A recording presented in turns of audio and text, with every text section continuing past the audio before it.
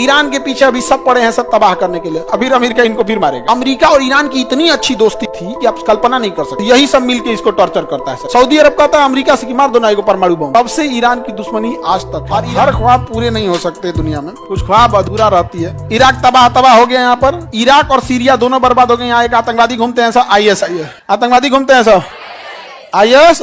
America in आतंकवादियों को complete साफ नहीं करता है। क्यों? क्योंकि अमेरिका बेरोजगार हो जाएगा। ये हथियार कहां से खरीदते हैं? अमेरिका से। हथियार किसे खरीदेंगे साहब? अभी अमेरिका इनको फिर मारेगा। हथियार कौन देगा? फिर मारेगा अमेरिका। इराक के बगल में ईरान मिल गया। ईरान की राजधानी ऊपर की ओर मिलेगा तेहरान। ईरान की राजधानी तेहरान। हमारा ईरान से बहुत अच्छा संबंध है। ईरान से हम लोग पेट्रोल खरीदते हैं, पेट्रोलियम। अब बदले में उसको पैसा नहीं देते हैं, कहते हैं कि इतना पैसा का तुम सामान खरीद लो इंडिया से। कितना अच्छा हुआ? नहीं हुआ?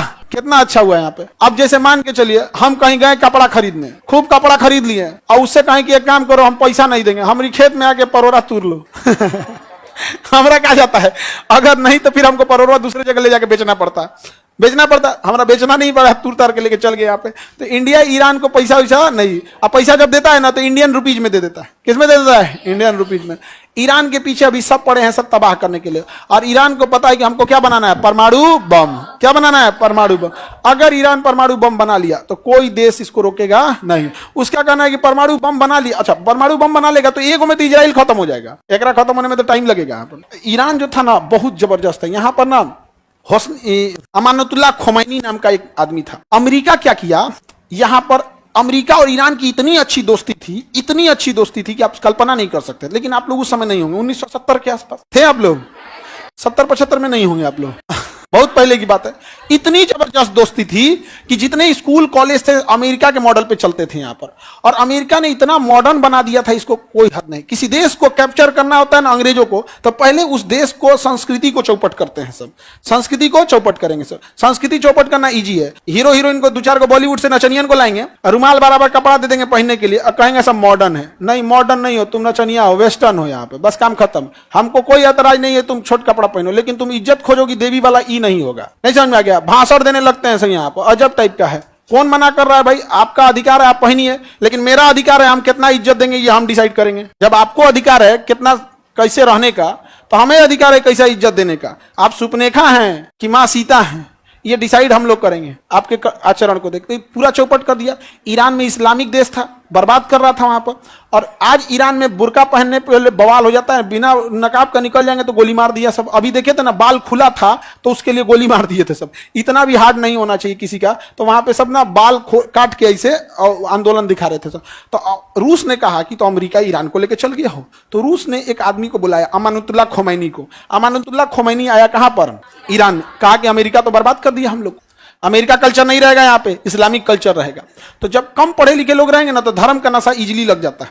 इसलिए देखना, धार्मिक काम में 2 ही लोग लगे रहेंगे, या तो बहुत ज्यादा पैसा ना हो, जो बहुत ज्यादा पढ़ लिया या बहुत ज्यादा अमीर हो गया, वो धार्मिक काम में लास्ट में आएगा एकदम।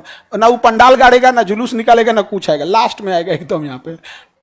नीचे देखना, अपने गाँव में भी देखना ना, गाँव का जो सबसे धनाढ़ आदमी होगा ना, जो पढ़ा लिखा होगा ना, कोनो धार्मिक काम कराइए, चाहे मुसलमान का हो या हिंदू का, जैन बौद्ध किसी का भी, वो सबसे लास्ट में आएगा। वो बाद में चल जाएगा यहाँ पे। वो उसका काम नहीं है साफ सफाई, ये सब टेंट तंबू समियाना कुछ नहीं देखता सबके बाद। तो यहाँ पर अमानतुल्लाह खोमैनी आया और सबको भड़का दिया। यहाँ के राष्ट्रपति को भागना पड़ा और शासक कौन बन गया?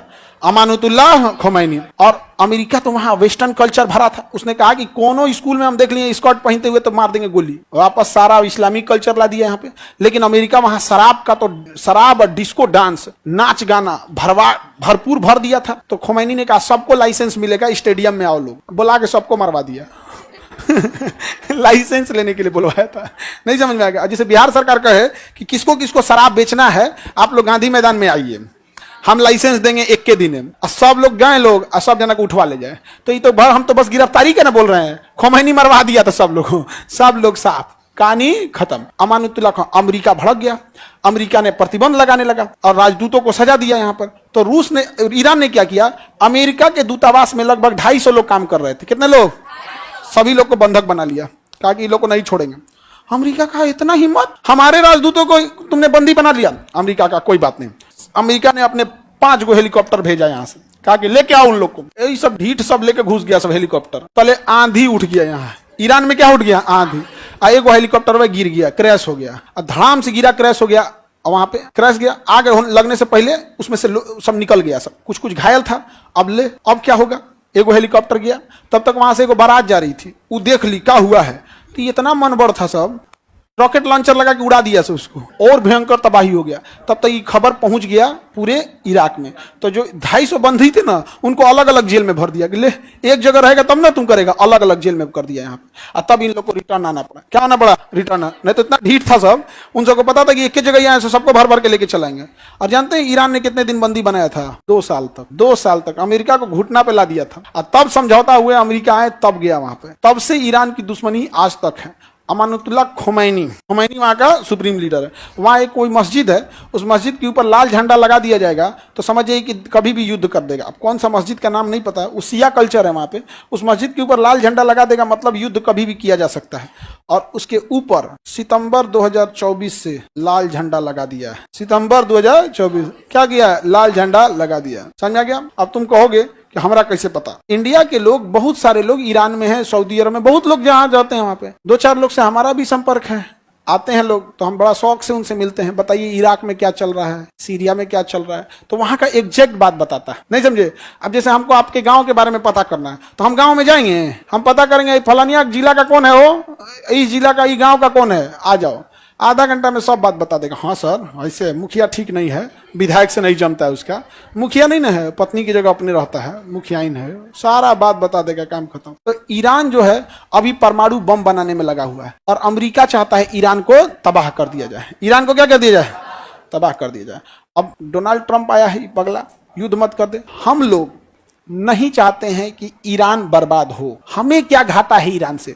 सस्ता पेट्रोल मिल जाता है। हमें क्या मिल जाता है? सस्ता पेट्रोल मिल जाता है, और वो पैसों नहीं लेता है, बदले में कलकत्ता से सामान खरीद लेता है। और एकमात्र रास्ता ईरान बचा है जिसके रास्ते हम अफगानिस्तान या फिर सेंट्रल एशिया या फिर रूस या फिर यूरोप में जा सकते हैं। और ये भी बर्बाद हो जाएगा सीरिया और इराक की तरफ, हम जाएंगे कहां? और हमारे लिए एक करीबी देश है जहां से इमरजेंसी में कभी भी पेट्रोलियम आ सकता है। रूस उतना दूर से आने में दिक्कत होगा। तो हमारे लिए कौन अच्छा है? जो हमारे देश के लिए अच्छा है। ईरान हमारे देश के लिए कोई खराब है? कोई खराब नहीं है। हमारे प्रधानमंत्री का भव्य स्वागत करता है, उनके राष्ट्रपति, उनके प्रधानमंत्री का हम लोग स्वागत करते हैं। उनके राष्ट्रपति की मृत्यु हुई थी तो हम लोगों ने भी राष्ट्रीय शोक घोषित किया था, झंडा हम लोग ने भी नीचे किया था। हम लोग भैया हम इज्जत करते हैं, अच्छी बात है। जो हमारे देश के लिए है हम उसके लिए हैं। अब कहेगा तुर्की, हम तुर्की का तारीफ करो, वो तो पाकिस्तान का गुण गा रहा है, तो कहीं तुर्की के लिए हम लोग कभी कुछ कह सकते हैं? ईरान बढ़िया है भाई, हम ईरानी के रास्ते हम कहाँ जा सकते हैं? अफगानिस्तान। क्योंकि अभी तक तो हम लोग पीओके नहीं ला पाएंगे, और जैसे मोदी जी का लक्षण है लगियो नहीं रहा है कि ई ले आ पाएंगे। अब हम लोग को वेट करना पड़ेगा योगी जी के लिए। समझ में आ गया कि नहीं आ गया? मोदी जी से तो अब आप लोग को लग रहा है मोदी जी ले आ पाएंगे? इतना बढ़िया मौका मिला था तो ऑपरेशन सिंदूर लाके ढप्पा आइस पाइस खेल के चला है। यहाँ पे पानी बंद करेंगे भाई, पानी ये बंद करना तो नहीं, बिहार का बंद करके दिखाइए ना, बिहार का तो नहीं बंद करके दिखाइए। जो डूब रहा है तो ना के बंद नहीं कर रहे। अरे गर्मी के दिन है, पानी नहीं है, बंद करना इजी है। अभी तो हम लोग भी कोसी नदी में जाके एकदम चौड़ में हेल जाएंगे लोग। अभी कोसी नदी जिसको तैरने आता है ना अभी हेल जाएगा कोसी नदी। तनी ओकरा कहो तू सितंबर में हेल के दिखा, तू चल, वो मिलेगा बंगाल की खाड़ी में इधर मिलबो नहीं करेगा वो। आप कोसी नदी, बाप रे बाप, उस एरिया का जो एरिया का होंगे लोग, आप लोग में बहुत सारे होंगे कोसी क्षेत्र के, 10 किलोमीटर दाहिने 10 किलोमीटर बाएं कुछ दिखबे नहीं करता, खाली पानी ये दिखता है। ऐसे पानी लगता है समुद्र में आए हैं लोग यहाँ पे, पूरा पश्चिम नहीं बुझाता है वहां पे, वो पानी रोकिए यहाँ पे। तो पीओके अभी हम लोग ला पा रहे हैं। आगे बढ़िए। तो ईरान से हमारा रिलेशन अच्छा है या खराब? ईरान सुन्नी कंट्री या शिया? शिया कंट्री। कौन है? शिया कंट्री। शिया कंट्री। अब ये शिया है तो यही सब मिलके इसको टॉर्चर करता है। सर सऊदी अरब कहता है अमेरिका से कि मार दो ना एगो परमाणु बम। सऊदी अरब किसको? ईरान को। मान हम लोग बीच बचाव कहते हैं, काहे लिए झगड़ा कर रहे हैं? रीजन क्या है? अगर इराक तबाह हो गया तो पेट्रोल बेचने, ईरान तो पेट्रोल बेचने का छत्र राज किसको हो जाएगा? अरब को। अब ये चाहे जितना रेट में देगा हमें खरीदना पड़ेगा। समझ में आ रहा है बाबू? पेट्रोलवा खत्म नहीं होगा, मनमौजी चलने लगेगा, इसलिए इसका रहना जरूरी है। ये 80 रुपया देगा तो हम लोग कहेंगे तो 60 दे रहा है, तो कहेगा हम ही से ले लीजिए 60, तो 55 कर देगा। कहेगा हमसे 55 ले लीजिए तो 52 कर देगा। हम ये कहेगा ठीक है हमसे ले लीजिए 45, ये कर देगा। तब एक काम कीजिए हमसे लीजिए 40, तो कहेगा हम ही से 40 लीजिए। जानते ही कितना दे रहा है? 27 रुपया। कितना दे रहा है? ले, हमको क्या जरूरत है? हम तो चाहते भैया तू जिंदा रहो। हम लोगों को ईरान में रहना है लेकिन हमको पेट्रोलियम चाहिए, हमें पेट्रोलियम चाहिए। इसलिए हमारा कोई दोस्त कोई दुश्मन नहीं। जो हमारे देश के लिए अच्छा है हमारा दोस्त, देश के लिए खराब है खरा अभी पाकिस्तान अगर ये बात कह दे कि हम भारत में विलय चाहते हैं, हम सबका बैच फ्री कर देंगे, सबका बैच फ्री कर देंगे। हाँ, नहीं समझ में आ गया, लेकिन सुधरेगा सब नहीं, उसका हम ही जानते हैं इलाज।